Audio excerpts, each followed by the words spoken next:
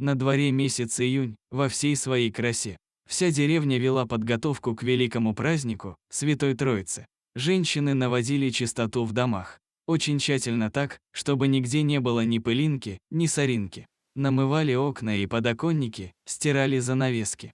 Убирали красиво кровати, застилали кружевными накидками, убирали так, чтобы в доме не было ни одного грязного угла. Мужчины наводили порядок в подсобных помещениях, сараях и во дворах. Некоторые, особо активные, даже чинили повозки. Еще с утра Дуняша с бабушкой Марфой сходили на деревенский погост. Убрали могилки деда и Дуниных родителей. Положили свежие цветочки. Завтра с утра придут уже на убранные могилки с печеньем, конфетами и березовыми ветками. Оставалось дело за малым – сходить в лес и наломать этих самых веточек.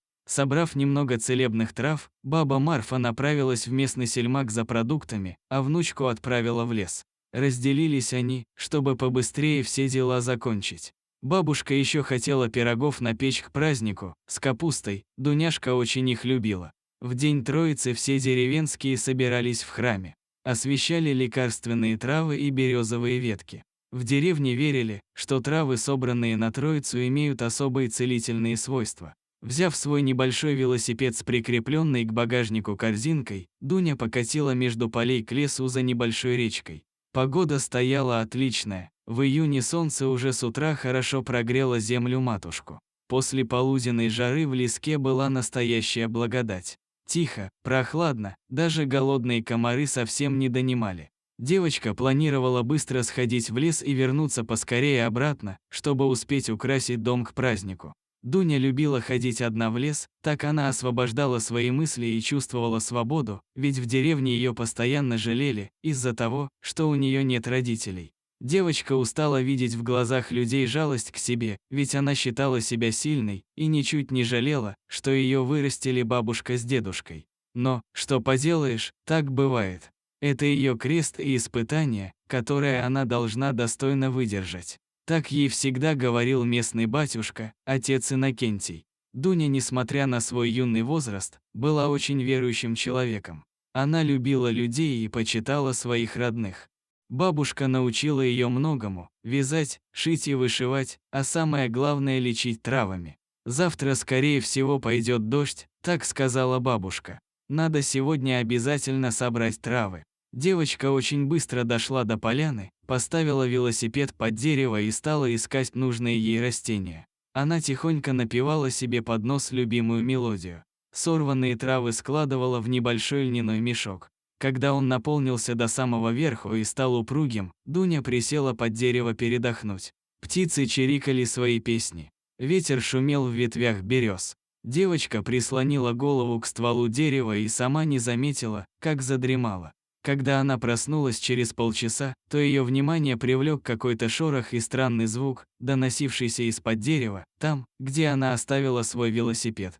Каково же было ее удивление, когда в корзинке в багажнике она увидела маленького, серого щенка. Подойдя поближе, чтобы рассмотреть малыша, Дуня поняла, что это был вовсе не щенок, а детеныш волка. Вот только, что он делает в ее корзине и как туда попал, ей было непонятно. Она попыталась прогнать непрошенного гостя.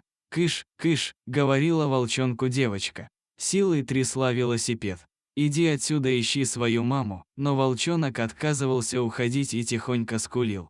«Ну ладно, если ты такой упрямый, то я тебя сейчас повезу в деревню», — говорила волчонку Дуня. «Надеюсь, что малыш испугается быстрой езды и выскочит где-нибудь по дороге». Девочка разогналась как можно быстрее, но волчонок только еще сильнее вжался в корзинку. Дуня остановила своего железного коня.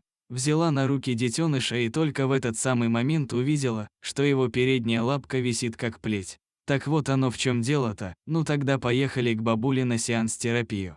Она и кости править тоже умеет, авось подлечит твою раненую лапку. Прижав к себе волчонка, Дуняшка покатила по проселочной дороге домой. Сказать, что бабушка была в восторге от такого подарка, ничего не сказать. Но верующий человек не может отказать в помощи живому существу. Она верила, что в жизни просто так ничего не происходит.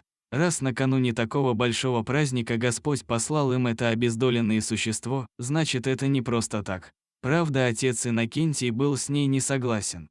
На следующий день Дуня рассказала ему про свою находку в лесу. Но не бросать же живое существо, которое бабуля уже начала лечить и выхаживать, и это как-то не по-человечески, не по-христиански, спрашивала девочка у священника. И тот согласился с ее доводами и благословил на доброе дело. Так и остался волчонок в доме бабы Марфы. Дуняшка назвала его Буран и привязалась к малышу всем сердцем. Он рос в любви и заботе. Девочка играла с ним как со щенком, учила разным командам, пыталась дрессировать, насколько это возможно было. Через год, благодаря теплу и заботам двух женщин, Буран вырос настоящим красавцем, в крупного и мощного зверя. От былой травмы не осталось и следа. Он даже не хромал. Но, видимо, пришло время расставаться, потому что в один прекрасный весенний день Буран выбрал свободу и вернулся в лес. Туда, где была его настоящая стихия. Дуняша сперва плакала и обижалась на своего друга, но бабе Марфе все-таки удалось убедить внучку, что волк сделал правильный выбор. Ему нужно продолжить свой род, для этого мы все приходим в этот мир, говорила бабушка. Со временем Дуняшка успокоилась, но поклялась, что никогда не забудет своего Бурана и надеялась, что когда-нибудь еще встретит его в лесу. Так прошло еще 3 года. Дуняшка расцвела. Из угловатой девочки она превратилась в прекрасный цветок. Парни стали заглядываться на нее. Накануне Троицы она снова отправилась в лес за березовыми ветками. Все на том же видавшем виды стареньком велосипеде. Пока ломала ветки на поляне, ей показалось, что за кустами мелькнула какая-то серая тень. А может, это Буран, размечталась Дуня. Так хотелось бы его еще хоть разок увидеть, и она тихо позвала его Буран, Буран, но из леса так никто и не вышел.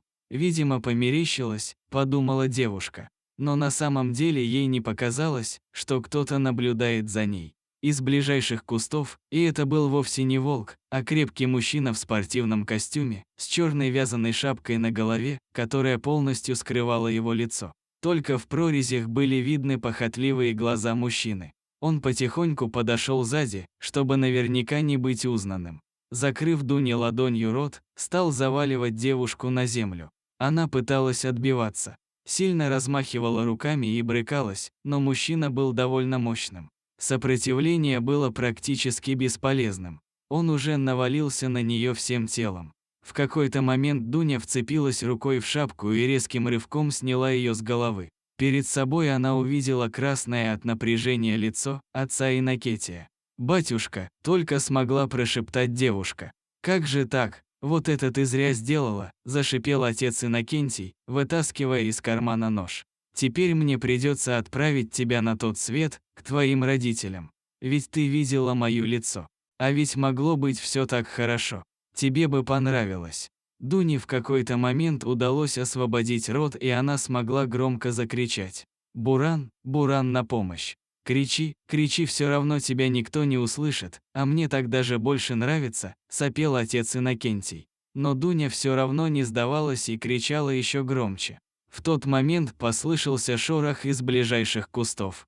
Послышался хруст, и тело отца Иннокентия как-то резко обмякло и придавило ее к земле еще сильнее. Дуня вскочила на ноги, а отец Иннокентий так и остался лежать на земле с перекошенной шеей. Рядом с ним сидел Буран. Он все-таки пришел ей на помощь в самую страшную минуту жизни. Он только что спас ее от верной гибели. Дорогие друзья, спасибо, что прослушали историю до конца. Если она вам понравилась, ставьте лайки, подписывайтесь на канал, впереди еще много всего интересного.